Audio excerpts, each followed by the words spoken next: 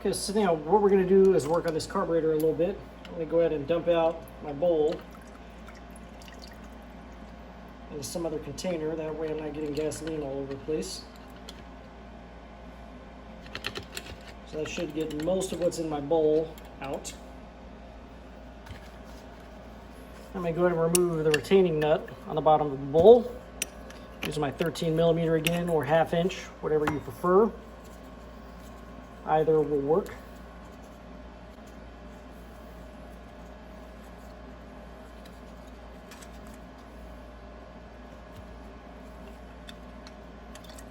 So there was a little bit more left in the bowl. And I did already clean this out the other day, like I said, so this is pretty clean. When I first took it apart before, there was a whole bunch of nasty crap in there. So I'll set that out of the way for now. So basically, I'm not going to do a full carburetor rebuild here, although I probably should.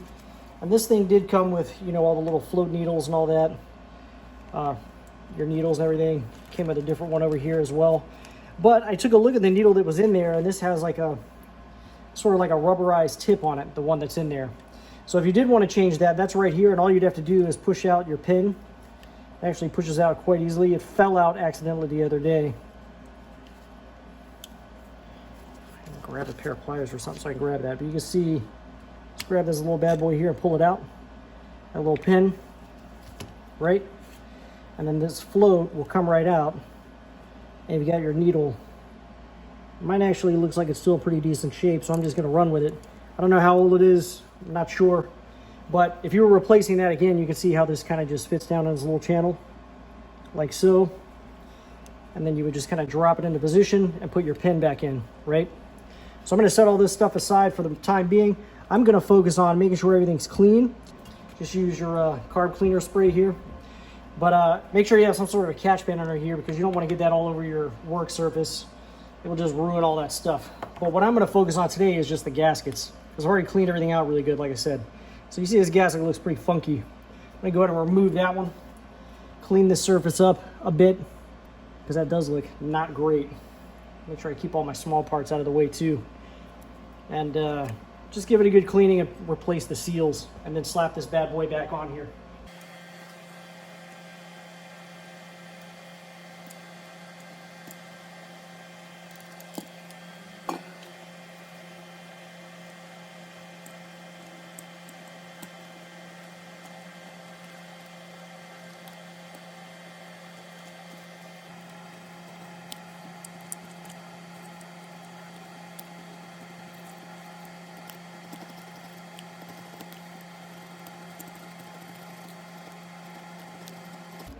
So your goal with this is to try to get as much of the old crap off here as you can, but without marring up the surface with a razor blade. You don't want to use it like this or like that.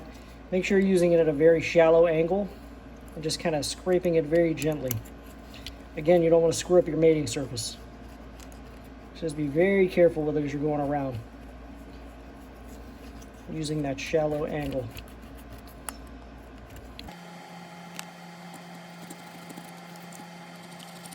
You can see I'm using very light pressure as well, trying to be gentle with my surface.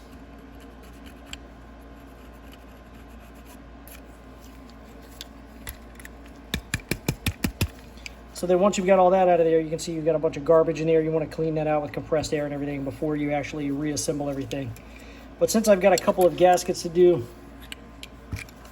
I'm just going to keep on working like this for the time being, and I'll blow that out with compressed air in a bit.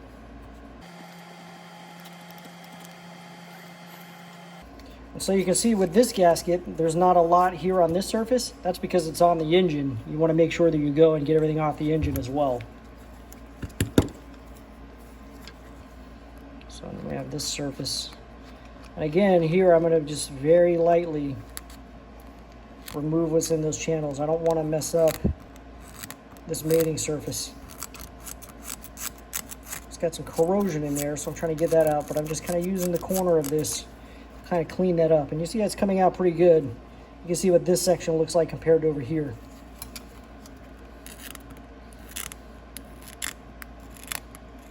Again, very, very light pressure. I just want to get all that gunk out of there. As you can see, that's working pretty well. See how that looks compared to over here? That's what I'm looking for.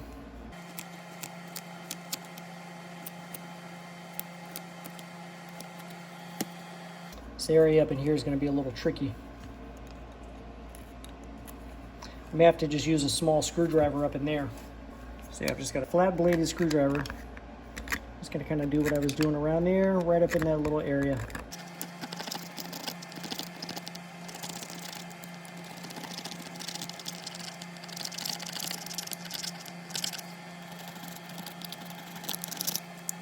So we're looking pretty good here. I'm going to go ahead and attack the surface of that lawnmower with this. So again, we're going to do the same thing we did on the other side. I don't think this is going to just pull out. Nope, it's going to break off. So let's just very gently get this old gasket material out of here. And you may be able to unthread these out of here if you would like, to make this job a little easier. I'm just going to try to work around them, see how it goes.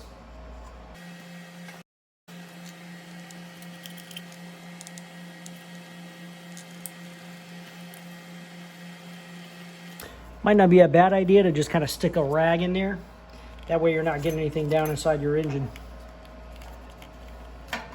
I like to live dangerously, so I'm not going to do that. But it might be a good idea.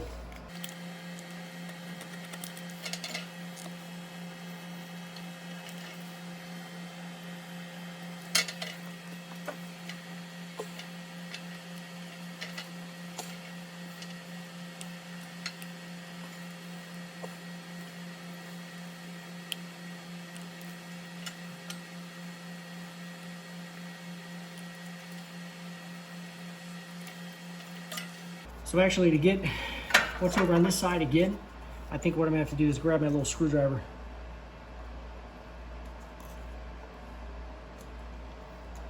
Or you can try to use some vice grips to thread that out of the block.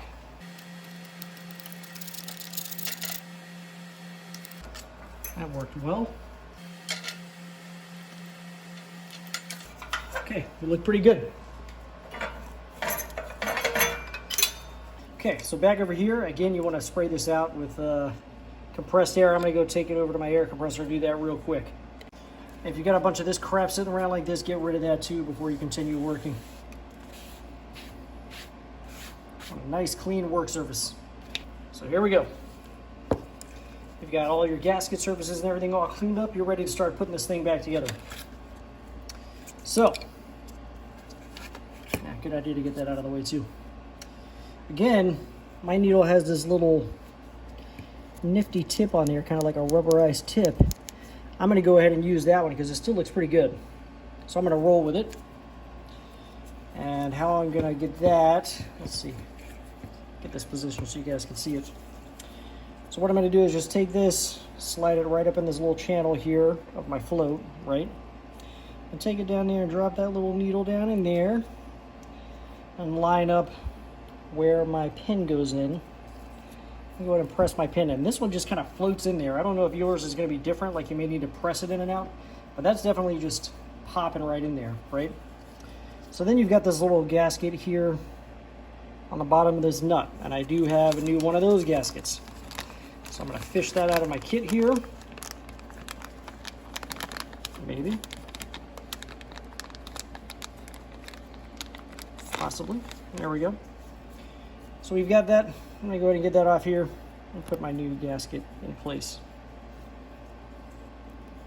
That'd be a bad idea to clean this up with a wire brush or something while you're at it. Get it nice and clean. I'm going to go ahead and do that real quick. Okay, so I just wire brush that real quick just to get it cleaned up a little. I'm going to place my new gasket in place. And then, again, if you haven't cleaned out your bowl, make sure you clean that out really well. And it might be a good idea to grab your new gasket that goes for the bowl. So I'll go ahead and drop that into position. Kind of stick that around. And there we have it. Stick your bowl on. And then put your nut back on there.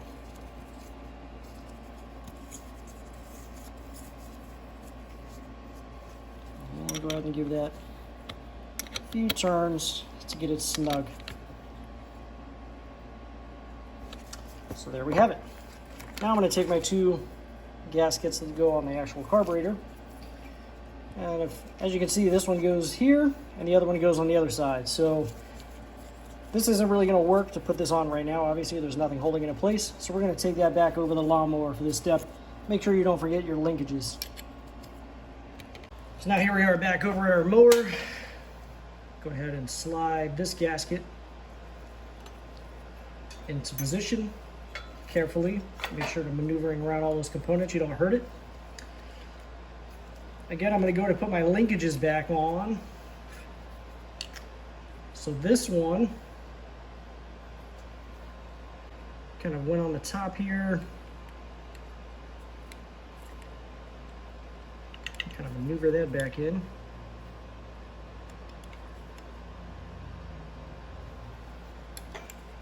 So we got that linkage on, and then again this one, you've got to kind of flip it up into position and ever carefully over that plastic kind of maneuver it in.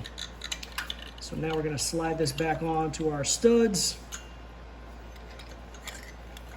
and maneuver around this little plastic bit again. There we have it. Place this gasket on, and you want to reattach this linkage over here. You've got your little plastic piece that we talked about earlier. Oh, you see my plastic piece just dropped out. If you want a closer look at that, that's what we're looking at there. So what happens is this piece goes through the bracket, the linkage goes into that part, and then it has the tube there, or the part of the linkage there, and you just kind of push this over the linkage. Wish I had a better camera angle for that, but I don't, unfortunately. It's actually kind of difficult for me to see and get my hands in there. I'll show you what it looks like in just a minute, after I'm done messing around with it.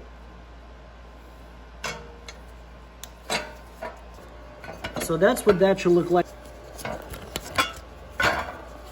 You can kind of see what I'm talking about. You push it up and down. That's how you disengage it, and then you would pull it outward towards you.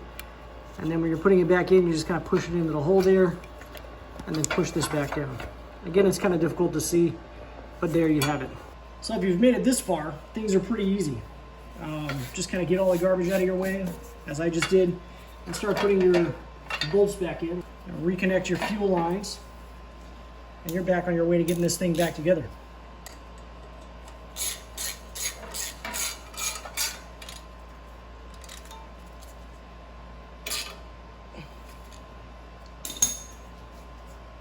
So again, for the fuel line that goes right here, what we're going to do is measure our old fuel line and then just cut it to the same length.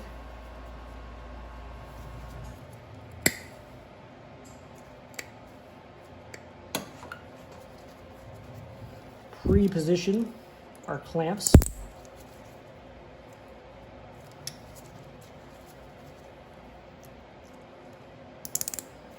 And make sure you put those on the same side so that they're accessible, facing the same direction. So there we go. Slide one end onto the carburetor.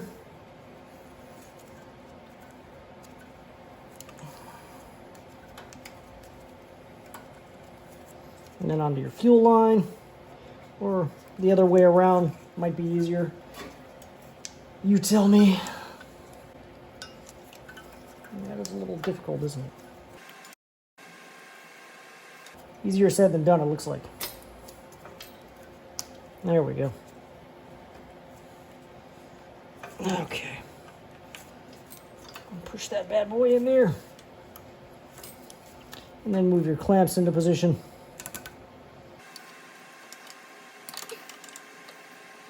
There's one. There's the other. But I still have not reconnected this side. So let's go ahead and get this old hose off here.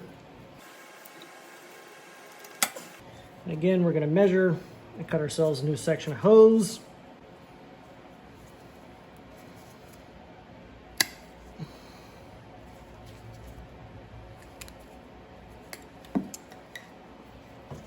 our hose clamps are already on here, so I'm just going to go ahead and slide my hose into position.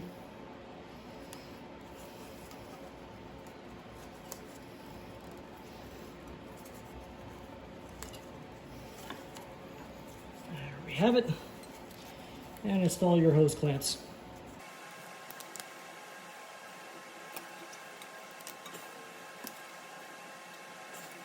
There we go. So now you've got your fuel system all hooked back up. It's basically just a matter of putting all your covers back on and putting your new air filter and everything back on there. I'm assuming if you can make it this far, you know how to deal with all that. So we're going to go ahead and put this thing back together and get it started. Everyone, if you enjoyed today's video, I would invite you to go ahead and hit the subscribe button down below right there on the right hand corner. And if you felt that the products in today's video is something you might like to own yourself, there's a product link right up there to the right, upper right hand corner, or down in the description will be a product link for you to purchase the product as well. Thank you very much for watching YouTube.